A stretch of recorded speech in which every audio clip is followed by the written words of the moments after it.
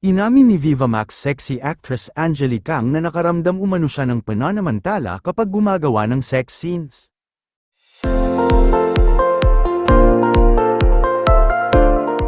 Sa latest episode ng Tony Talks noong linggo, August 4, kinumpirma niya kay Tony Gonzaga na may mga pagkakataon umano na nadadala sa intense na eksena ang kanyang co-actor. May times na habang naka-plaster, natatanggal yung plaster kasi tumitigas, tas bago pa mag-take yung direktor, hinahalikan na ako, after mag-take, hinahalikan pa rin ako, kwento ni Angeli. Kaya naman ayon kay Angeli, pinipilit umano niyang makuha agad sa unang take ang ipinapagawa sa kanilang eksena para hindi na ulit-ulitin pa. Ako, nasa isip ko basta one take, go muna. After noon, dun na ako magrereklamo kay Direk, sabi niya. Bukod dito, ibinahagi rin ni Angeli na dumating din umano sa puntong napagod siya gumawa ng mga pelikulang sexy.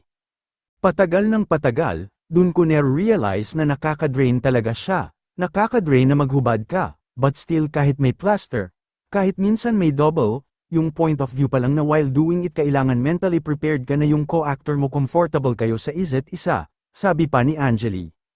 And minsan na-stress din yung mga partner mo kasi yung restriction minsan bawal hawakan sa dibdib, or hanggang bewang lang or dito lang sa balikat, sabi niya. Samantala, sa isang bahagi naman ng panayam, ibinahagi ng Viva Max sexy actress ang tungkol sa umano'y childhood dream niya.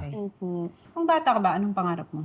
Nung super bata pa ako, since yung house namin sa pinakailalim, ginawa naming church, parang Vineyard of Jesus Christ. Ang dami ko nakikitang pastor, pastora, tapos ang sasaya, nagka-clap pa.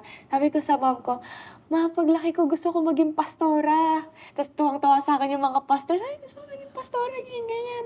Tapos until gusto ko maging flight attendant naman. Nung naisip ko na, okay din maging doktor para in the future matulungan ko yung mom ko. Or okay din mag-law para yung income. Kasi mom ko and dad ko business mindset.